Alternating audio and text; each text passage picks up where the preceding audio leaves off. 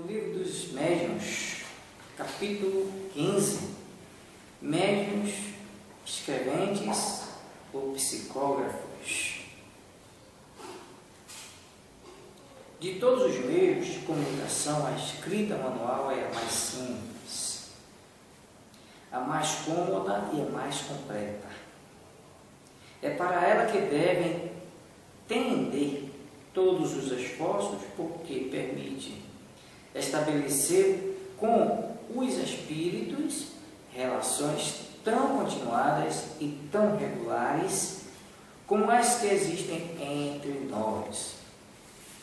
Tanto mais a ela deve se aplicar, porque é por esse meio que os espíritos revelam melhor sua natureza e seu grau de perfeição ou de sua inferioridade. Pela facilidade que têm de se exprimirem, nos fazem conhecer seus pensamentos íntimos e nos colocam, assim, em posição de julgá-los e de lhes apreciar o valor. De outra parte, a faculdade de escrever para um médium é a mais suscetível de se desenvolver pelo exercício. Médiuns mecânicos. Se examinam certos efeitos que se produzem nos movimentos da mesa, da cesta e da prancheta que escrevem, não se pode duvidar de uma ação exercida diretamente pelos espíritos sobre esses objetos. A cesta se agita por vezes com tanta violência que escapa das mãos do médium. Algumas vezes se dirige até certas pessoas do círculo para impressioná-las. De outras vezes, seus movimentos testemunham um sentimento afetuoso. A mesma coisa ocorre quando o lápis está colocado na mão. Frequentemente, ele é lançado ao longe com força, ou a mão, igual à cesta, se agita convulsivamente e bate na mesa com cólera, mesmo quando o médium está na maior calma e se espanta de não ser senhor de si. Digamos de passagem que esses efeitos denotam sempre a presença de espíritos imperfeitos. Os espíritos realmente superiores são constantemente calmos, dignos e benevolentes. Se não são escutados convenientemente, retiram-se e outros tomam o seu lugar. O espírito pode, pois, exprimir diretamente seu pensamento, seja pelo movimento de um objeto, do qual a mão do médium é apenas um ponto de apoio, seja por sua ação sobre a mão do médium. Quando o espírito atua sobre a mão, dá a esta um impulso completamente independente da vontade. Ela funciona sem interrupção e malgrado o médium, enquanto o espírito tem alguma coisa a dizer, e se detém quando termina. O que caracteriza o fenômeno nesta circunstância é que o médium não tem a menor consciência do que escreve. A consciência absoluta, neste caso, constitui o que se chama de médiuns passivos ou mecânicos. Esta faculdade é preciosa pelo fato de não poder deixar nenhuma dúvida sobre a independência do pensamento daquele que escreve. Médiuns intuitivos. A transmissão do pensamento ocorre também por intermédio do espírito do médium, ou melhor, de sua alma, uma vez que designamos sob esse nome o espírito encarnado. O espírito estranho, neste caso, não atua sobre a mão para fazê-lo escrever. Não o toma, não o guia. Ele age sobre a alma, com a qual se identifica. A alma, sob esse impulso, dirige a mão e não dirige o lápis.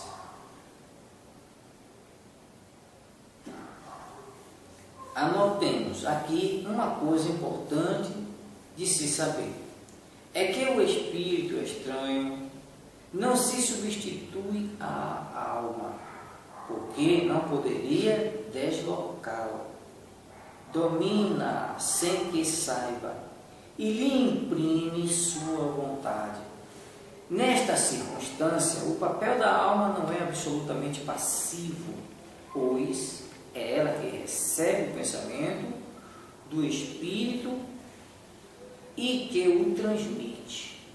Nesta situação, o médium tem a consciência daquilo que escreve, embora não seja seu próprio pensamento. É o que se chama médium intuitivo. Se assim é, disse-a, nada prova que seja de preferência do espírito estranho que escreve, ao invés do espírito do médium. A distinção, com efeito, algumas vezes é bastante difícil de se fazer, mas pode ocorrer que isso pouco importe. Todavia, pode-se reconhecer o pensamento sugerido no fato de que não foi jamais preconcebido. Ele nasce à medida que se escreve e, frequentemente, é contrário à ideia prévia que se tinha formado. Pode mesmo estar fora dos conhecimentos e das capacidades do médium. O papel de um médium mecânico é o de uma máquina. O médium intuitivo atua como o faria um intérprete. Este, com o efeito, não transmite o pensamento, deve compreendê-lo, dele apropriar-se de alguma sorte para produzi-lo fielmente e, portanto, esse pensamento não é o seu. Não faz mais que atravessar seu cérebro. Tal é exatamente o papel do médium intuitivo. Médiuns semimecânicos. No médium puramente mecânico, o movimento da mão é independente da vontade. No médium intuitivo, o movimento é voluntário e facultativo. O médium semimecânico participa dos dois gêneros. Sente uma impulsão dada à sua mão, malgrado seu, mas ao mesmo tempo tem a consciência do que escreve, à medida que as palavras se formam. No primeiro, o pensamento segue o ato de escrever. No segundo, o precede. No terceiro, o acompanha. Estes últimos médios são os mais numerosos. Médiuns inspirados. Toda pessoa que recebe, seja no estado normal, seja no estado de êxtase, pelo pensamento, comunicações estranhas às suas ideias preconcebidas, pode ser incluído na categoria dos médiuns inspirados. Como se vê, é uma variedade da mediunidade intuitiva, com a diferença de que a intervenção de uma potência oculta é ainda menos sensível, porque nos inspirados é ainda mais difícil distinguir o pensamento próprio do que é sugerido. O que caracteriza este último, sobretudo, é a espontaneidade. A inspiração nos vem dos espíritos que nos influenciam, no bem ou no mal. Porém, ela é antes daqueles que nos querem bem e dos quais, frequentemente, por erro, não seguimos os conselhos. Se aplica a todas as circunstâncias da vida, nas resoluções que devemos tomar. Sob esse aspecto, pode-se dizer que todo mundo é médium. porque não há pessoa que não tenha seus espíritos protetores e familiares que fazem todos os esforços para sugerirem aos seus protegidos pensamentos salutares. Se está bem compenetrado desta verdade, mais frequentemente se recorreria à inspiração do seu anjo de guarda, nos momentos em que não se sabe o que dizer ou o que fazer, que se o invoque, pois, com fervor e confiança, em caso de necessidade e, com muita frequência, ficar-se-á espantado com as ideias que surgirão como por encantamento, seja que se tenha um partido a tomar, seja que se tenha alguma coisa a compor. Se nenhuma ideia vier, é que é preciso esperar. A prova de que a ideia que sobrevém é uma ideia estranha é que, se ela estivesse na mente dela, se seria sempre Senhor, e não haveria razão para que não se manifestasse à vontade. Aquele que não é cego, quando quer ver, não tem senão que abrir os olhos para ver. Igualmente, aquele que tem ideias, as tem sempre à sua disposição. Se não lhe vem à sua vontade, é porque está obrigado a auri-las a lures, que não no seu interior. Pode-se ainda incluir nesta categoria as pessoas que, sem estarem dotadas de uma inteligência excepcional e sem saírem do estado normal, têm relâmpagos de uma lucidez intelectual que lhes dá, momentaneamente, uma facilidade de concepção e elocução fora do costume, e, em certos casos, o pressentimento das coisas futuras. Nesses momentos, que se chamam justamente de inspiração, as ideias se derramam, se seguem, se encadeiam, por assim dizer, por elas mesmas, e por um impulso involuntário e quase febril. Parece-nos que uma inteligência superior vem nos ajudar e que o nosso espírito se desembaraça de um fardo. Os homens de gênios, de todos os gêneros, artistas, sábios, literatos, são sem dúvida espíritos avançados, capazes por si mesmos de compreender e de conceber grandes coisas. Ora, é precisamente porque são julgados capazes que os espíritos que querem o cumprimento de certos trabalhos lhes sugerem as ideias necessárias, e é assim que, o mais frequentemente, são médios sem o saberem. Tem, no entanto, uma vaga intuição de uma assistência estranha, porque quem apela à inspiração não faz outra coisa senão uma evocação. Se não esperasse ser ouvido, por que exclamaria tão frequentemente: meu bom gênio, vem em minha ajuda? As respostas seguintes confirmam esta assertiva. Qual é a causa primeira da inspiração? O espírito que se comunica pelo pensamento. A inspiração não tem por objeto senão a revelação das grandes coisas?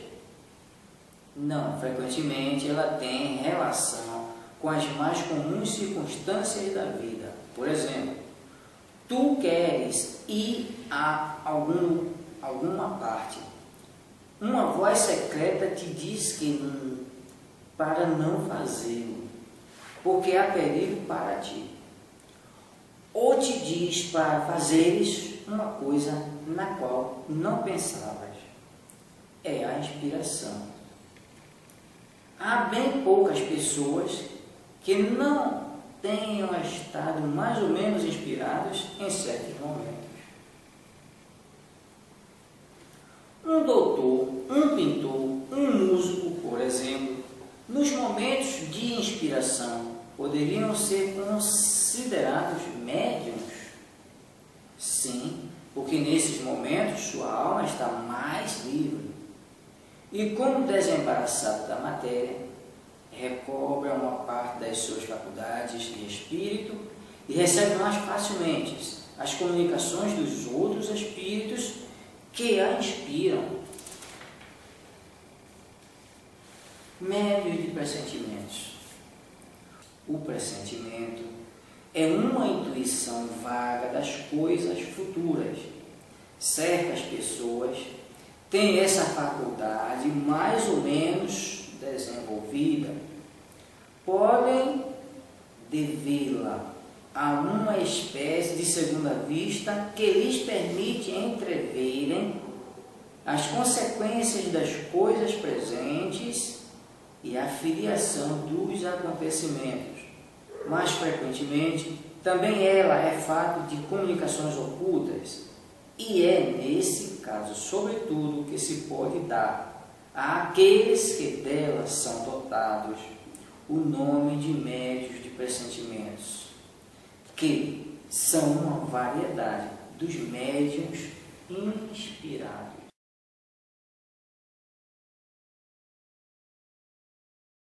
Correção, médiuns mecânicos 178. Quem examinar certos efeitos que se produzem nos movimentos da mesa, da cesta, ou da prancheta que escreve não poderá duvidar de uma ação diretamente exercida pelo espírito sobre esses objetos. A cesta se agita por vezes com tanta violência, que escapa das mãos do médium e não raro se dirige a certas pessoas da assistência para nelas bater. Outras vezes, seus movimentos dão mostra de um sentimento afetuoso. O mesmo ocorre quando o lápis está colocado na mão do médium, frequentemente é atirado longe com força, ou, então, a mão, bem como a cesta, se agitam convulsivamente e batem na mesa de modo colérico, ainda quando o médium está possuído da maior calma e se admira de não ser senhor de si. Digamos, de passagem, que tais efeitos demonstram sempre a presença de espíritos imperfeitos. Os espíritos superiores são constantemente calmos, dignos e benévolos, se não são escutados convenientemente. Retiram-se outros e lhes tomam o lugar. Pode, pois, o espírito exprimir diretamente suas ideias, quer movimentando um objeto a que a mão do médium serve de simples ponto de apoio, quer acionando a própria mão. Quando atua diretamente sobre a mão, o espírito lhe dá uma impulsão de todo independente da vontade deste último. Ela se move sem interrupção e sem embargo do médium, enquanto o espírito tem alguma coisa que dizer, e assim ele acaba. Nesta circunstância, o que caracteriza o fenômeno é que o médium não tem a menor consciência do que escreve. Quando se dá, no caso, a inconsciência absoluta, tem-se os médiums chamados passivos ou mecânicos. E preciosa esta faculdade, por não permitir dúvida alguma sobre a independência do pensamento daquele que escreve. Médiuns intuitivos. 179. A transmissão do pensamento também se dá por meio do espírito do médium, ou, melhor, de sua alma, pois que por este nome designamos o espírito encarnado. O espírito livre, neste caso, não atua sobre a mão, para fazê-la escrever, não a toma, não a guia. Atua sobre a alma, com a qual se identifica. A alma, sob esse impulso, dirige a mão e esta dirige o lápis. Notemos aqui uma coisa importante, é que o espírito livre não se substitui à alma, visto que não a pode deslocar. Domina, malgrado seu, e lhe imprime a sua vontade. Em tal circunstância, o papel da alma não é o de inteira passividade, ela recebe o pensamento do espírito livre e o transmite. Nessa situação, o médium tem consciência do que escreve, embora não exprima o seu próprio pensamento. E o que se chama médium intuitivo. Mas, sendo assim, dir-se-á, nada prova seja um espírito estranho quem escreve não o do médium. Efetivamente, a distinção é às vezes difícil de fazer-se, porém, pode acontecer que isso pouca importância apresente. Todavia, é possível reconhecer se o pensamento sugerido, por não ser nunca preconcebido, nasce à medida que a escrita vai sendo traçada e, a miúde, é contrário à ideia que antecipadamente se formara. Pode mesmo estar fora dos limites dos conhecimentos e capacidades do médium. O papel do médium mecânico é o de uma máquina, o médium intuitivo é de como faria um intérprete. Este, de fato, para transmitir o pensamento, precisa compreendê-lo, apropriar-se dele, de certo modo, para traduzi-lo fielmente. No entanto, esse pensamento não é seu, apenas lhe atravessa o cérebro. Tal precisamente o papel do médium intuitivo. 2. Correção. Um autor, um pintor, um músico, por exemplo, poderiam, nos momentos de inspiração, ser considerados médiums. Sim, porquanto, nesses momentos, a alma se lhes torna mais livre como que desprendida da matéria, recobra uma parte das suas faculdades de espírito e recebe mais facilmente as comunicações dos outros espíritos que a inspiram.